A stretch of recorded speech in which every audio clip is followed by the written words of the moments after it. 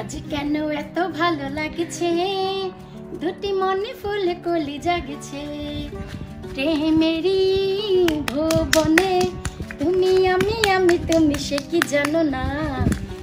আজ এই তুমি আমি তুমির মাঝখানে উনি নেই, আজ আমাদের এই দুজনের মাঝখানে অন্য কেউ। তো চলুন সেই অন্য কেউটিকে আমি তাদের সাথেই পরিচয় করে দিই। কথা হচ্ছে যে গাছগুলো আমি লাগাবো, আর বরাবরই আমি আপনাদের সাথে যে জিনিসটি শেয়ার করি তা হচ্ছে যে আমি গার্ডেনের কোন প্রান্তে কি লাগাচ্ছি আমি তা প্রি প্ল্যান করি, আগে থেকে প্ল্যান করি, হুট করে আমি দিয়ে দেই না। এতে করে আমার অনেক সমস্যা হয়, আর আমি যদি ডিসাইড করি যে কোনটা কোন দিকে লাগাবো তা আমার জন্য অনেক বেশি ইজি হয়। তো চলুন আমি এই গাছটি কোন পাশে লাগাচ্ছি শুরুতে আপনাদের সেদিকে নিয়ে যাচ্ছি। তো যেমনটি কি জানেন যে আমি যে কোনো গাছ লাগানোর আগে একটু মাটিগুলো এভাবে খুঁড়ে নেই। আজ আমি কাজ থেকে এসেই আমি আর আমার ছেলে মাটিগুলো খুঁড়ে নিয়েছি। Yes mom? I need some help, Baba. You need some help? With my pond. Well, you can pull the pipe. If you pull the pipe, yeah, pull the pipe harder. আমি যেমনটি দেখছেন যে মাচা, গত বছর এই মাচাগুলো আমার হাজবেন্ড আমাকে বানিয়ে দিয়েছে, আর এবছর আমি কাজে লাগাচ্ছি ইনশাল্লাহ, স্টেবল ভাবে বানিয়ে দিয়েছে। তো আমি আমার বড় গাছটি এ পাশে দিব, যে কারণে আমি একটু বেশি করে গর্ত করে নিচ্ছি।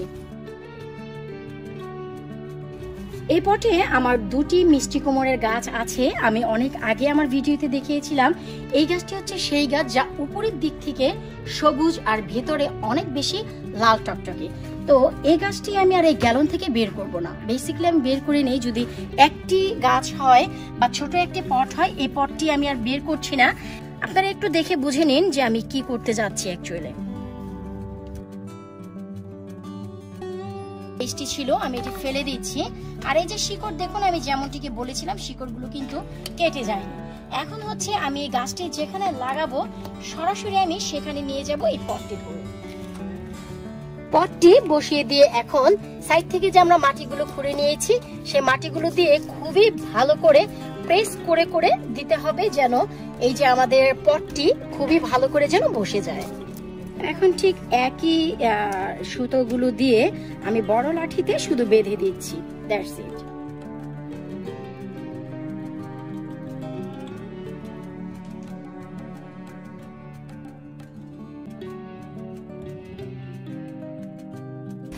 আর গাছটি লাগিয়ে শুরুতেই আমাদের যে কাজটি করতে হবে, প্রচুর পরিমাণে পানি দিয়ে দিতে হবে।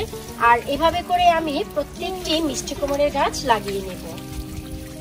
আমি সবগুলো মিষ্টি কুমড়ের গাছ লাগিয়ে নিয়েছি। একটু দেখুন, গাছগুলো আমার ঘরেই অনেক বড় বড় হয়ে গিয়েছিল, তাই আসলে বাইরে দেওয়া জরুরি হয়ে গেছে, তাই গাছগুলো সব আমি একদিনেই দিয়ে দিলাম। এখন আপাতত আর তেমন কোনো যত্ন নেই, পানি দেওয়া হয়ে গেলে এভাবেই রেখে দিতে হবে। অবশ্যই আমি আবারও আগামী 2 থেকে 3 সপ্তাহ পর গাছের কি অবস্থা তার একটি আপডেট নিয়ে আসবো। আজকের মতো এখানেই বিদায় নিচ্ছি। আল্লাহ হাফেজ।